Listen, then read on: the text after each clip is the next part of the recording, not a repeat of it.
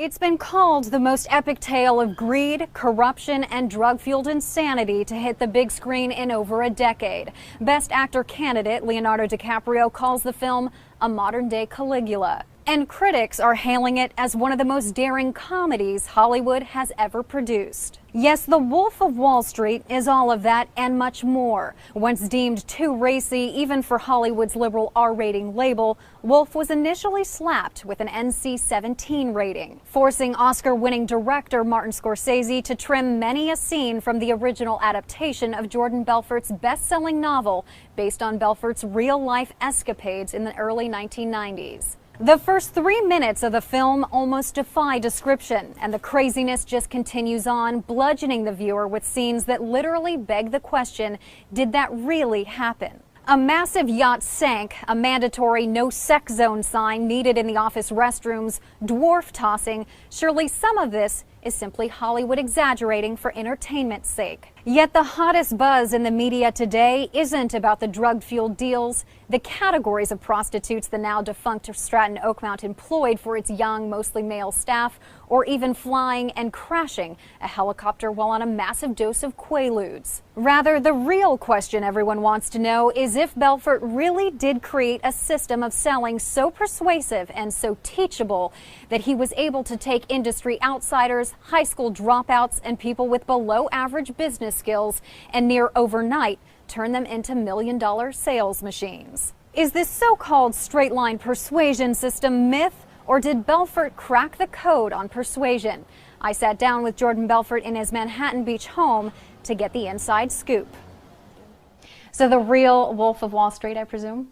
Yes, I am the real wolf, although I'm a kinder, gentler version of the guy that's on the silver screen for sure, and certainly a more ethical version, but that is me. So Jordan, I know you've been asked this question 100 times since the debut of The Wolf of Wall Street, starring Leonardo DiCaprio as yourself, but I just have to ask it again. Was it Hollywood taking wild liberties with the truth? Let's start with this straight-line persuasion tactic that DiCaprio's character uses to turn these no-name, no-talent guys on Wall Street into the hottest brokers. Was that really how it went down? Well, yes, it's true. The straight-line system was something I created that allowed me to take these talentless dimwits, you could call them, and turn them into a world-class salespeople. But in the movie, the only liberty is that they collapse time. They make it seem like, one day I pick up a script and I'm like, with this script, I'm going to turn you guys into the best salesman on earth. And it didn't quite go down there. What happened was I stumbled upon this untapped niche in the stock market, which was selling $5 stocks to the richest 1% of Americans, very sophisticated business owners. And I had tried it myself and was doing it with with little ease. It was very easy for me to do. My junior partner, great sales guy, I trained him. He was able to do it as well.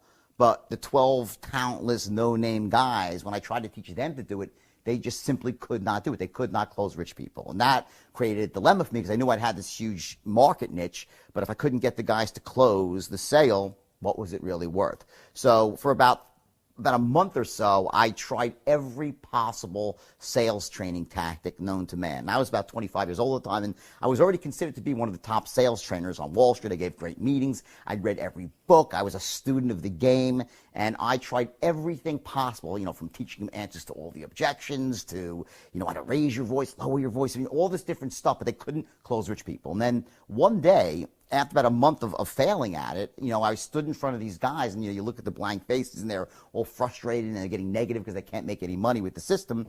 And I had this thought in my mind, and it was these magic words, which were, every sale is the same. And I looked at these, I said, don't you guys get it? Every sale is the same. Watch, it's a straight line. And I drew the straight line on the board. And what it really was it was a visual representation of a sale from start to finish. See, what was happening is when most people who, aren't like born closers, right? When they think of selling something, it's almost like there's so many variables and it's sort of like they meander this way and that way, and there's no real sort of a start, a finish, and sort of a system to do it. And once I took it and applied almost a linear concept, and linear concepts are the easiest to digest and to learn and to master, right? Once I did that, it was just like, it was like magical. The doors blew off the company, and next thing I knew, the 12 talentless guys became world-class closers. They started telling their friends, and people started trickling in from the local neighborhoods, and they started pouring in from all over the country. And just like that, as the movie depicts, the firm went from 12 people to 1,000 stockbrokers, and they were all making millions of dollars. So it was just sort of a timing issue, and that it was not just the script, but it became this fully contained system where, it started, it was a book that kept growing and growing and growing, and ultimately became this sort of very, very detailed way that you could take basically any human being, regardless of their age, their race, their creed, their color, their socioeconomic background, their educational status. It didn't matter who they were. You could take any person, put them through the straight line system, they'd become a world-class closer in a matter of a couple of weeks. So that was a very powerful thing. Now, the mistake I made was I didn't combine that with ethics. I was very young at the time, and I lost my ethical way. And, happens not all at once, but just a little bit at a time. And I took that one step over the ethical line. Then I was doing things right again. But then once you do that, your ethical line moves a bit. Next time you take that step, it's a bit further still. And before you know it, through these tiny, almost imperceptible steps, you're doing things you never thought you'd do. You're associating people you never thought you'd associate with, and it seems perfectly okay. So that's how this firm just spiraled wildly out of control. So you're saying there really is a straight line system?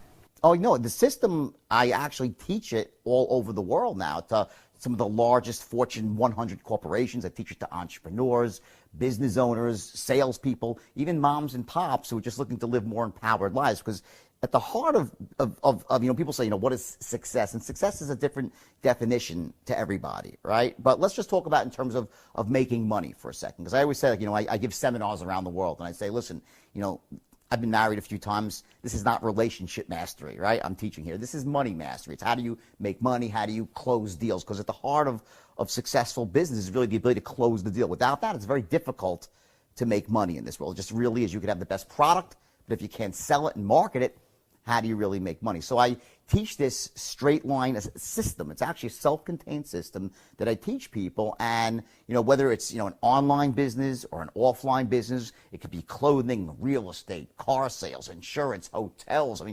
I've taught this to pretty much every possible business that you can imagine. And the effects are dramatic. And the irony is, originally when I first, I wrote the book many years ago, The Wolf of Wall Street, which was adapted by the most brilliant screenwriter, Terrence Winter, and he made this amazing script out of it. And then Leo and Marty came. It's an unbelievable situation, right? That was like, I'm humbled by that. But what happened was when I wrote that, and I started getting requests from all over the world to teach the straight line system. It was in the book. If you read it, you see what you say. Wait a second, how did he do that? He has these 12 people. Their IQs, I would say, Forrest Gump on 3 hits of acid, right? So it's not the high end of the intellectual gene pool. Yet somehow, in a matter of weeks, I mold these guys from being, basically, people on the lower end of the socioeconomic ladder to the top rung. So it's almost like magical. So I started getting calls from all over the world to come teach the system from some of the largest companies. And at first, I wouldn't do it.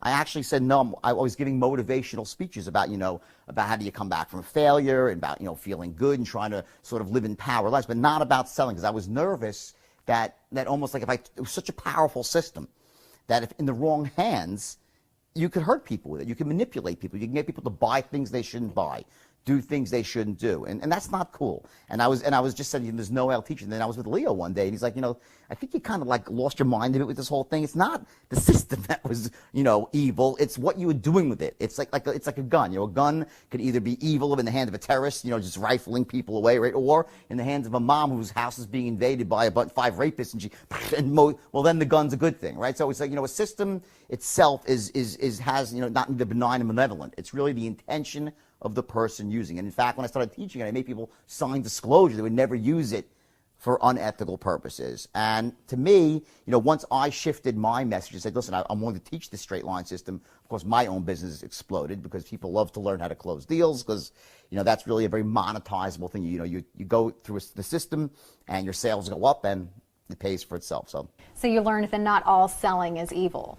Well, certainly selling itself is not evil. Selling itself is really what, is what makes the world go around. Nothing happens until something gets sold, right? But the real question is what's the ethics behind this sale? And I always say it's very, very simple in my mind.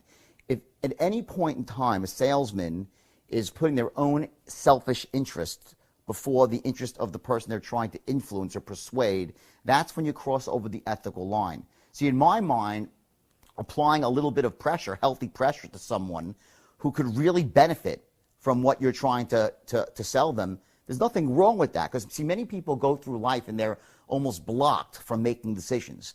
They have been taught since they're this big, by their parents and by, don't trust a salesperson, don't do this, always from a fear-based point of view, and they live life with lack. They don't live a life of abundance. So they go through, they might need something, like, let's say it's an insurance, let's make up something, like an insurance product, life insurance. They have a family, right? It's a 35-year-old man. He's got 2 kids, and he should have life insurance, right? But he's so blocked about buying or trusting, he won't make a decision. He's just, he's one of these slow, methodical people, and then all of a sudden, God forbid, he passes away, his family's exposed. So ask yourself this question. If an insurance salesperson who has an unbelievable product that fits all this person's needs, that can protect his family, make sure they're going to be taken care of no matter what, have built equity in the program, get interest, tax, all this stuff, is it ethical for this person to make a very strong case and to persuade this man, say, listen, buddy, I think you're in a bit of denial here? That, to me, is ethical persuasion. The other side of that is when I went off the rails back in 1989, and I'd say, I'm going to sell anybody a $5 stock, whether they need it or not, whether it's good or... That's the other side of that coin. So, again, I think selling is a beautiful, wonderful thing. I think everyone should become a master. And when I say a master closer, I don't talk about a hard-charging, that's not what it's about, pressure sales. It's about learning how to make your ideas, your concepts, your dreams known to other people in a way that empowers them and wants them to take action and get you what you want to. It's a cooperative thing. It's not about you getting what you want and them getting the short end of the stick. It's about 2 people coming together. One person has something the other person needs, and the person who has it being able to fill that need elegantly and help the person, empower them, and make money too. To me, that's what really business is all about. So you mentioned this straight line persuasion system as being every sale is the same. Can you expand on that a little bit? Yeah, sure. That's really what's at the heart of the straight line, in the sense that, you can look at a sale and approach it in a way where, there's a start and there's a finish, and there are certain things that have to happen along the way. In other words, it's not like some random, bizarre, psychic thing when someone goes from saying, let me think about it, to saying, yeah, let's do it. And that's really what sales, what persuasion's all about. It's not about getting people who say no to say yes. You don't want to get those people. Well, if they want to say no, then they don't want it. That's fine. You should really try to get them out of the equation before you even try to sell to them, those who really aren't interested and can't benefit from your product. But it's the ones who are on the fence, the ones who would say, let me think about it, let me call you back, let me speak to my lawyer, my accountant, the tooth fairy, whatever it might be, right? So in the sense of there's that group of people. And the reason why they come up with these, they really stalls versus objections is because there are certain key elements that they're really not convinced on. And those elements, they're in every single sale that you can imagine, whether you're selling something that's tangible like a car or a piece of clothing or a computer, or the intangible, whether it's like investing in an idea, okay, where it's not like a product, so to speak, but it's just something that you can't put your hands on. It's the same thing, and those things must line up before someone says yes. So what happened is, and the reason, it was almost like I cracked the code for influence. Because remember this movie, The Italian Job? It's a great movie, right? And in the movie, it's about, safe crackers. And a master safe cracker, I think it's played by Donald Sutherland. And when he cracks a safe, what he does is he actually puts his ear to the safe and he spins the dial and listens for that click. And once he has that click, that's one number to the combination. But does the safe open? No, because there's more than one number, one part of a combination. There's like 3 or maybe 5 numbers. Same thing goes in situations of influence. There's 5 things, there's 5 numbers that have to be hit on before someone's going to say, yeah, let's do it. So that's why every sale is the same, because you have to line up those 5 numbers. What I did with the straight line system is I came up with this sort of a syntax, essentially a formula, a strategy for lining up those 5 core elements the same way every time. What I was doing before I invented the straight line, I was doing it automatically. When you find a great salesperson, which is a natural born closer, like that 1.1% of people, most people just aren't like that, right? They struggle to sell, they're not comfortable selling. Well, they can sell okay, but they're not at the top of the heap, right? Well, if you go to any great closer, they're running a straight line pattern. They're doing that. They're taking those 5 elements and they're sort of cracking that code. So what I did is by taking that, slowing it down, and turning it into a system, I was able to essentially to almost implant that into any other person, whether they had natural sales ability or not. And for like an entrepreneur, not forget a salesperson, how about just an entrepreneur who's looking to start a business? Well, if you can't sell, if you can't influence, if you can't persuade, good luck trying to get your business off the ground. I'm not talking about just your customers. I'm talking about the bankers, the people with venture capitalists, your vendors, your credit card processor, the people who work for you. How do you get people to work for you excited? How do you get them excited? How do you get them to want to buy into your vision? At the highest level, what sales really is the transference of emotion. And the emotion you're transferring is this emotion of certainty. That someone feels certain, yeah, it's a good thing, it's going to help me, it's going to fill my need. When you're an entrepreneur and you're trying to start a business and you're recruiting people, well, you're selling people on your vision for the future, your vision for this company. And if you can't do that, good luck trying to get great people to work for you. It's nearly impossible, which is why you always see, the people, if they say, oh, he's a visionary. Well, that's true, but typically not only are they visionaries, they also possess the ability to sell the vision to other people, to inspire them, to motivate them. So selling is not just like, people think of selling, oh, well, I'm not a salesman, I don't need to. Well, yes, you do. You need to learn how to influence. How about trying to get your kids to make their bed or do their homework or believe in the value of education? How about trying to get a landlord to give you a reduction on your rent or to extend the lease the way you want? How about trying to negotiate terms? You understand, it cuts to everything. So I always look at this, say, when I say I cracked the code on influence, what I really did essentially was I was, by working backwards almost, by saying I'm going to start at the end and go to the beginning, say what has to happen before someone says yes, I was able to take that and put it into this system that took the no-name, talentless guys and turned them into millionaires. And shame on me for being foolish enough and stupid enough at 25 years old to take the first, $5 or $10 million and think, hey, let me live out every adolescent fantasy I ever had, starting with buying a white Ferrari Testarossa because Don Johnson had one, and going out to the Regent Beverly Wilshire Hotel because Richard Gere had done it in Pretty Woman, and thinking that greed was good because Gordon Gekko had said it. Right now I'm, 50 years old and I know better. Okay, I understand that success without ethics and integrity isn't success; it's failure. So I was forced to start over again. And now I teach things in a very, very different way. The straight line system represents ethical persuasion. So correct me if this is just rumor, but I understand now you dedicate a portion of your work to protecting consumers in a different way, that is protecting them from the con artists out there. Is that true? Yeah, well, on a couple of different levels. For instance, one of the things I always say, which is great with the straight line system, is once you learn it, it almost gives you a shield against being manipulated by an unscrupulous salesperson, because you could see it coming a mile away. Even this most subtle thing where they try to use tonality to influence you emotionally, or they try to future pace you, meaning to put you in the future using their prompt and feeling it. All these things that salespeople do. Now, it's once you realize they're doing it, that doesn't mean that you can't enjoy that process. Because if you need what someone's selling, hey, let them go ahead, sell me. Tell me why I need this. Tell me why I'm open to it. But I also know when they're full of shit, okay, and they're trying to just pull the wool over my eyes, and it sort of insulates you. So for me, I look at the straight line system as both. It's a sword and a shield, okay? But it's a sword only to be used for goodness, not to hurt people. So when you say persuasion, what exactly do you mean? Well, when I talk about persuasion, that's like, it's sort of when I say that it's not just for salespeople. Persuasion is really about, making your ideas, your concepts, your thoughts, your hopes, your dreams known to other people in a way that wants them to be a part of it, that moves them to take action. There's this idea of what is success, how does someone become successful? Well, it always starts with them having a vision for the future. They have this vision of the way they want the world to be. That's not how it is now. Whether it's starts with having a business or a raise or something about a job in their job, then about having a nicer home, more money to spend. And money just meaning to have freedom to do the things they really want to do, to protect their family, to give to a church, a temple, to be generous, whatever it might be, right? But it always starts with you're here, you're somewhere, right, at the present, and then you have this idea of like I see the world better for myself and the people around me. That's my vision for the future. And the question really is how do you connect the dots? How do you go from this place to that place, right? Well, I will tell you this. If you do not know how to persuade people, it is virtually impossible unless you want to hit lotto. You get lucky, you can hit lotto. Or if you remember the Lucky Sperm Club and you inherit it from your parents, right? Well, maybe, yeah, you can circumvent that process.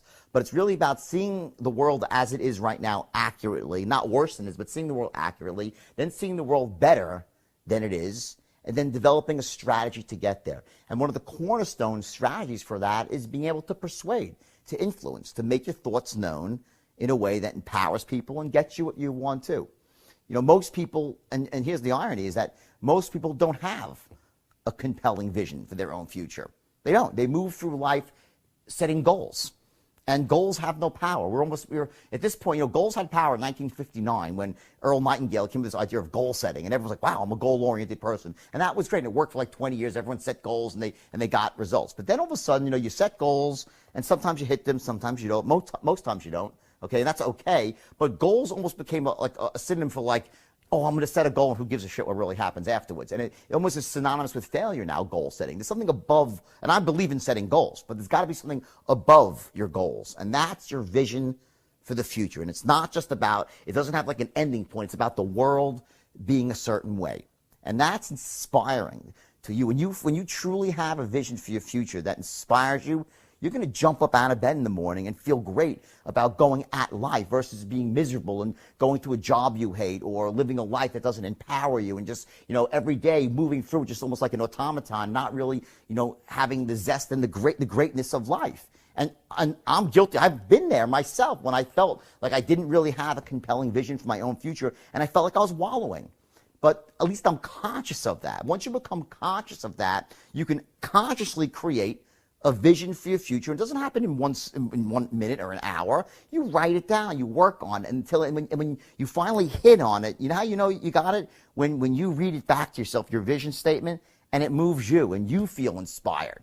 Okay? And, you know, so few people have that. And what happens is every human being is thirsty for a vision. Everyone is. And so few people have one. So what do? They gravitate towards someone who has a vision for the future because they want to be a part of a vision. Part of being a great entrepreneur is having that vision, being able to create the vision, and then sell that vision to other people, to get them to want to be inspired, to buy into it, to put in their time, their hard work, their elbow grease, to help you achieve your vision. If you're a smart entrepreneur, then you spread the wealth around, and it's a win-win for everybody. But it always comes back to persuasion, because if you have the vision, but, you know, you can't sell it, what happens? You know, you die with your music still on your lips. So Jordan, let's go back and talk about the other side of the movie, the drugs, the yacht, the prostitutes. Oh my God. Well, unfortunately, most of that is true. I mean, the only thing that isn't true is sometimes the sequences, you know, the times are shifted and stuff like that. But I did do that stuff. I mean, I slept with all those prostitutes, and there's a couple of really embarrassing scenes there. And, you know, people would always say to me, how could you write that stuff? How could you, you know, admit to that? And I said, well, you know, if I'm going to really write a memoir that's going to be, you know, real, it's going to be authentic, and it's going to resonate with people, I have to write the whole story. I have to, and, you know, the insanity, and it's meant to be insane. You know, some of the comments, negative comments I got from reviewers sometimes, like, oh, he's reveling in his insanity, like he seems so proud. And nothing could be further from the truth. I am totally not proud of those things I did. I'm embarrassed by some of them, but the idea was to take the reader on a journey into the mind of someone who had lost control. I come from an amazingly great family. My mom is, you know, the oldest woman in New York State to pass the bar. She went back to law school at 64. She became a lawyer at 69. She was voted pro bono lawyer of the year at 76 for doing charity work for people that were homeless. So, you know, that's my mom. My dad, same way, totally ethical guy. You know, my brother, top lawyer in the country. I was not sent out into the world like, okay, you know, you're come from some mob family, or you're supposed to be a grifter. I was sent out in the world to do great things. And I went down to Wall Street, and I really had the best of intentions. And, you know, and I'm not going to blame Wall Street for what happened to me, because there's a lot of people who go to Wall Street and don't get corrupted. But I did. I allowed myself to get sucked into that sort of Gordon Gekko-esque greed is good philosophy. And what happened was, and there was some, you know, some things with timing where the market crashed, when I first became a stockbroker, and then there was a shakeup in the market. And then I had that ability to sell. And that was really what set me apart from pretty much all other brokers. I could just outsell them all. And then when I hit on the ability to actually train others to do the same, and there's a big difference there. Like I always say, sometimes the best athletes aren't the best coaches. They suck at coaching, right? Well, for me, I would say, I'm a really good salesman. I won't deny that I am. Okay, so I could say that not to be conceited because people know that about me. But I will tell you this. I'm a 10 times better sales trainer than I am at even selling myself, and I enjoy training salesmen. I love taking someone. It turns me on. I am empowered by it, by taking people who are having trouble in their own lives. They're not successful, and showing them how to become successful by essentially giving them this gift of persuasion. It's a gift that you give to yourself, and it's the gift that keeps on giving. And once you have it, it never goes away. The kids that I trained, all these no-name, talentless kids, you know what? They all became, not all is a tough word, but 95+% of them went on to become very, very successful in all sorts of business. Some of them, one owns an airline, one of them is a medical. They're all, they're very successful. So once you learn the sort of the art, the power of persuasion, it stays with you forever. And then it's up to you to make sure that you don't lose your morality, because it's a powerful thing to have. Once you master the straight, let me go back, forget master. Once you become even reasonably proficient, you don't even have to be a master. Once you even become good at it, you can actually manipulate people. You can get people to do things they shouldn't do. And shame on you if you do that, because it won't last. It's not sustainable. In other words, you can do it, but any success you have will be short-lived. The idea is to be giving massive value to people. This is this equation that I just completely missed out on when I was 26 years old. I thought business was about making money, and it's not. Business is about giving value and monetizing that value. That's what business is about. You start a business because you have something that's great, that's worth something. The business is how you monetize that. You get to spread that out and get dollars in exchange for your value. If there's no value underneath the business, it's built on sand. It's not a foundation, won't last. So that was, and I had to learn the hard way, and I lost everything. And when I went to jail and I wrote these books, I never thought that this would happen. And I gave away all the money from this, probably going to make, God knows, $20, $30, $40 million on these books in the next couple of years. That money's, I'm not making a penny of that. All that money's going back to investors. And I don't know if there's anyone left. I mean, most people got paid back. Because it's kind of weird. No one knows if there's anyone left. It's this bizarre thing, U.S. government, right? So no one could really tell me how many people really are left that haven't been paid. But whatever it is, I'm not making any money on this because I didn't want to make money on my past life. But what I do say is this, that when you look at anyone's life and you want to model someone, you want to learn from them, don't model every aspect of them. I get probably 50 emails a day on the low side. 48 of them are amazingly great. I went through your course, or I bought the straight line system online from you, and it's changed my life. I've done this. Then I get this one idiotic moron. Oh, Wolf, let's do some lewds together, or let's go bang hookers, or let's go rip you. That's idiotic, okay? If you go to the movie and watch this movie, you need to understand that, there's some of the stuff in there that's amazing. As you watch a guy who had no money, hit on an idea of trading people and build this amazing thing. But this thing about, all the hookers I slept with and all the cocaine I snorted, frankly, I'm lucky I'm still alive. It's by the grace of God I'm still alive, okay? And if I wouldn't have gotten caught, okay, by this Agent Coleman, who's a real, he plays, it's Agent Denham in the movie, but it's Agent Coleman, who's a friend of mine now. We speak all the time, and by the prosecutors, I've given speeches at the Manhattan District Attorney's Office. So it's in other words, for me, it's important, it's very important to me that when people read my books or buy my system or go to the movie, that they take away the right message. That there are certain things that I did in my life that represent almost like the best of humanity. Building yourself up from nothing, coming back from failure, right? And going for your dreams and not selling for less. And this is something that the worst of all is not looking to give value, letting other people get hurt along the way, becoming greedy, giving into your carnal. And listen, I love sex. Sex is great. Okay, I probably shouldn't have slept with all the prostitutes. I admit that, but I'm not sitting there saying I'm a goody two shoes. I get people are people. We all have the. I think one of Scorsese's gifts is that the reason people enjoy the movie so much is because he doesn't judge. He's like, listen, this is good people do bad things. bad people do good. It's like you never really can. People are people, right? So I don't want to become this sort of a beacon of like, drugs are terrible. I mean, listen, some people can smoke pot and they live normal lives. I can't. Okay, doing drugs and listen, cocaine's always evil. Okay, so but the point is that the movie, rather than being a tale of morality, okay, just remember this: the drugs, that aspect is not something you want to model in your own life. What you want to model is the ability to have an idea and a vision and go for it, not live in fear. And didn't Leonardo DiCaprio kind of give you a testimony off the record? He did. No, Leo actually. I think I said earlier about when I first was going out into the world to speak, I didn't want to teach sales. I says, it's too powerful, the straight line system. If I teach it, people can misuse it. And Leo's like, what are you crazy? Because the things, because we had been through this. Leo in the movie is just, he goes through the straight line system, and it's unbelievable. In fact, the movie ends with a seminar, and I have a cameo, which is great. I actually introduced myself. I introduced Leo as me, and he's giving a seminar to people, and teaching them how to sell using the straight line system, the logos in the back, and that's really, really cool. And Leo is just, I think and this is another interesting point, is that the movie, the script was written 6 years ago. I actually changed the ending of my own movie, because originally it ended with me in jail, the first script. Okay, and I was in jail, and that was the movie. Well, it got delayed for 6 years, and in those 6 years, I built up this really great business with teaching the straight lines. And Marty and Leo were so amazed, they changed the third act. So talk about having a vision for your own future and being able to really, no matter where you are in your life. I don't care if you're at the bottom of your life right now. You're in a spot where you think there's no way out. There's always a way out. And it wasn't easy. It wasn't like I just said, I'm going to go and become a speaker. I had all this negative baggage, negative press, all these things.